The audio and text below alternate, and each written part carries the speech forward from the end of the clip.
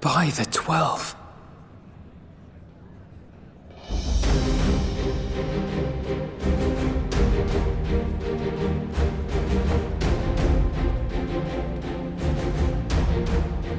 Glad you could join us. I hope you don't mind, but we went ahead and started without you. As you can imagine, our traveling companions were eager to become acquainted. 'Tis a rare thing indeed to see such a diverse and talented group of individuals assembled for a single purpose. We fight not only for the sake of Eorzea, but for the entire world, including the people of Garlemald. Much rides on the efforts of the Ilsabard contingent. Indeed, which is why I am glad to find myself in the company of many trusted comrades, yourselves included.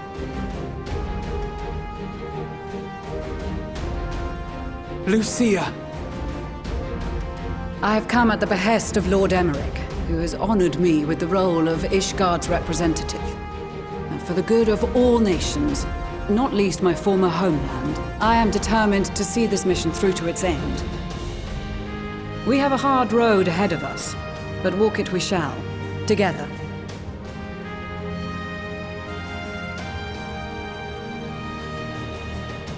We too welcome this opportunity to work together once more. I have faith that, if there is a way to resolve this conflict, we will find it. Allow me to introduce you to the rest of our company. Everyone! If I may have your attention.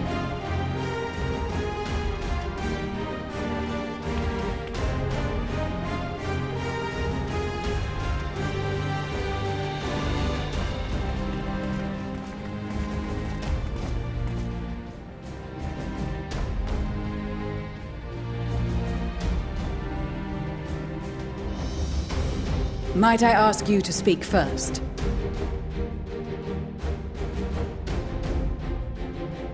If I must. I am Arun Senna, spokesman for the Gridanian delegation, here on behalf of my esteemed sister, the Elder Seedseer. We shall provide support and protection to those in need during our time in Garlemald. To that end, I am joined by healers selected by the Conjurers Guild, with the Order of the Twin Adder's Finest serving as our escort.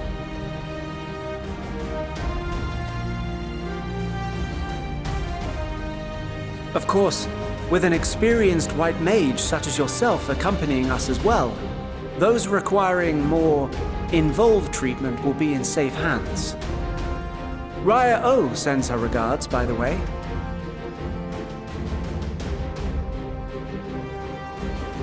Suppose I'd better say my piece. Wait, I know you. The name's Sicard, in case you've forgotten. Truth be told, I'd rather you had forgotten. Any road, the Admiral asked Captain Hilfear to send his best, and for whatever reason, he picked me.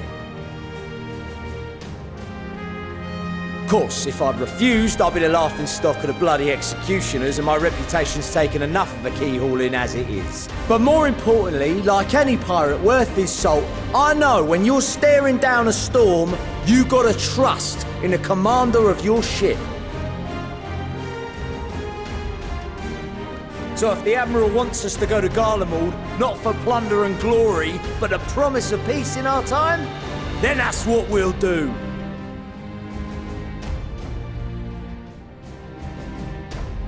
Since we all know how much the Empire loves its steel, we thought we'd bring along a few smiths to make the most of it. Give them a pile of scrap and they'll cobble together anything you fancy. Of course, just like the Gridanians, we got fighters of our own. We might have come with a more constructive purpose in mind, but we're more than capable of cracking skulls, believe you me. Well, you're certainly raring to go. But then again, so are we. The most dependable warriors of Uldar and Alamigo have assembled at the Sultana and General Aldin's behest.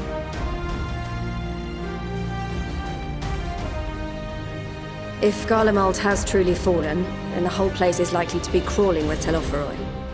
We'll need plenty of troops to clear and hold a path for others to follow. That's where we come in. Naturally, Marshal Terrapin and I will be leading from the front.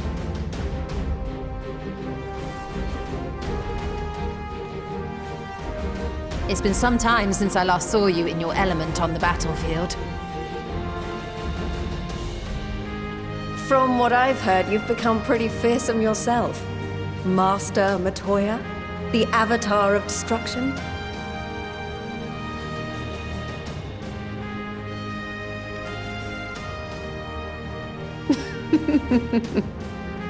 With comrades like these, I know we'll succeed, no matter what awaits us.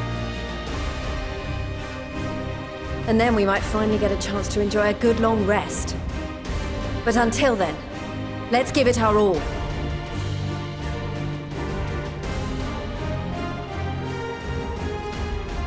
As for Ishgard, we Temple Knights have come in force to uphold our nation's commitment to the peace and welfare of our allies. The bitter cold of Garlemald is a formidable enemy in of itself.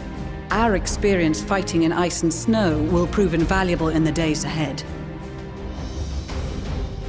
Accordingly, I have been designated commander of the Ilzabad contingent. I will do all in my power to provide you with the leadership and guidance you require.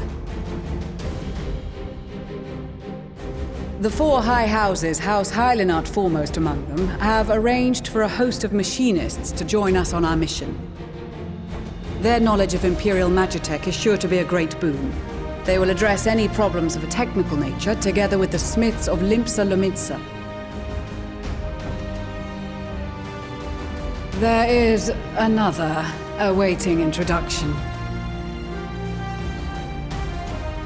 Lord Emanolain! Ah, yes. Emanolain de Forton, at your service. Though, lest there be any misunderstanding, I should stress that I've not become a fearsome warrior while you were away. Rather, far from it, actually. My brother, in his infinite wisdom, decided this would be an excellent chance to make something of myself. Oh, and fight for world peace and all that. But, should the opportunity arise for a spot of ballroom dancing, I will be your twinkle-toed gentleman of light.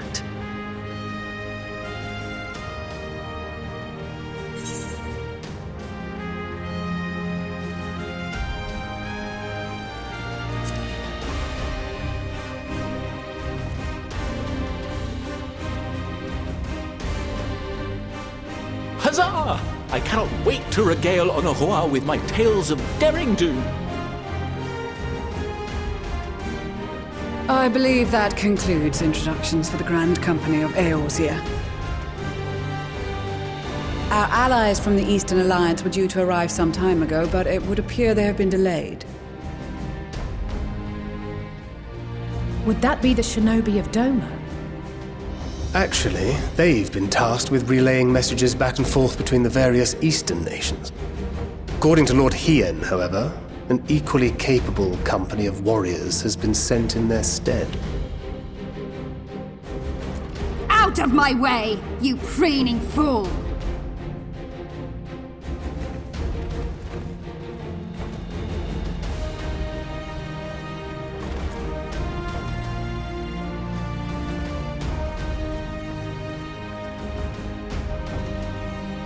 Forgive us for coming late. We are the delegates of the Eastern Alliance. Cyrena, and you've brought company. For battle and blood we come, as a step is sorely lacking in both. No towers befoul our lands, so we marched on those of Doma, only to find them beyond our reach. But now our thirst for slaughter will be slaked. No quarter to the enemy! Sadu Hatun, no. We go to make peace with the Iron Men, not war. Warriors of the Steppe, we've heard many tales of your bravery. We welcome you as allies. And these other ones you have brought are Members of the Dalmascan resistance group, Lente's Tears. And the Bosnian resistance. Between them, they have a wealth of experience in espionage, and are particularly adept at infiltrating Imperial facilities. Which is fortuitous, since Garlemald's domain is so vast that I could never hope to handle reconnaissance duties all by myself. Dalmasca, Bosnia, Alamigo. All lands which have suffered the tyranny of the Empire. I would never presume to question your motives. Nevertheless, I must reiterate that our goal is to aid the victims of the Telophoroi, the common folk of Garlemald. And they are victims, make no mistake. Though I understand that many may struggle to see them as such. You're more right than you know. For every one of us that answered the call, there were a dozen that refused.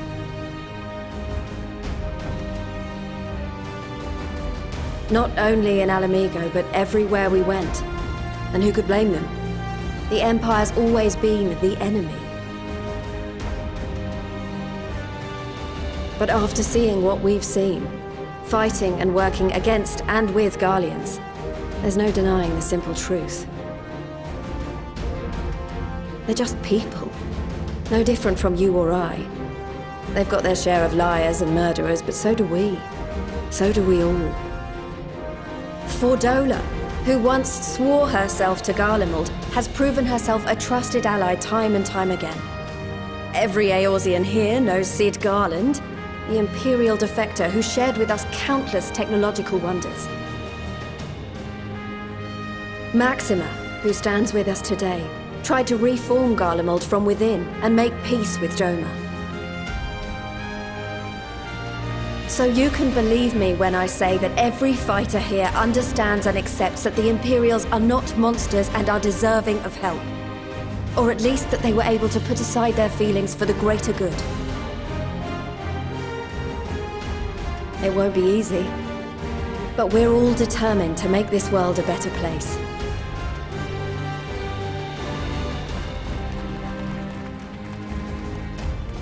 What lingering concerns I may have had were clearly unwarranted. I agree with everything you said wholeheartedly.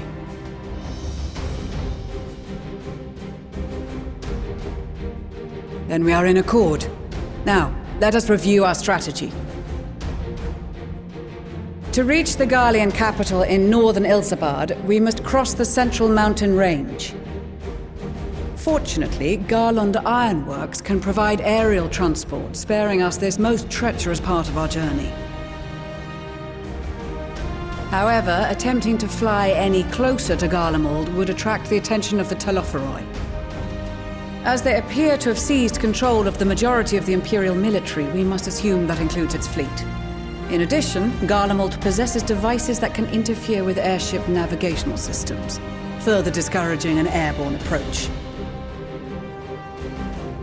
Given the circumstances, the closest we dare deploy our contingent is an area between the range and the capital, the Magna Glaciers. From there, we must travel the rest of the way on foot. We will also need to bring the airships with us to ensure we can withdraw with haste. Although much of the terrain will be blanketed in snow, we should be able to make use of local roads and shipping facilities. The vast ice field will afford us an unobstructed view of the surrounding area. On the other hand, it will also allow others to easily spot us, so it is imperative that we only make camp in positions where we can easily defend ourselves. And the airships, which must be kept safe at all costs. We cannot account for every possibility, so we must be prepared to think on our feet. We will be tested. Sorely tested, I expect. But for our homes and for our people, and a people not our own but in need, we will succeed.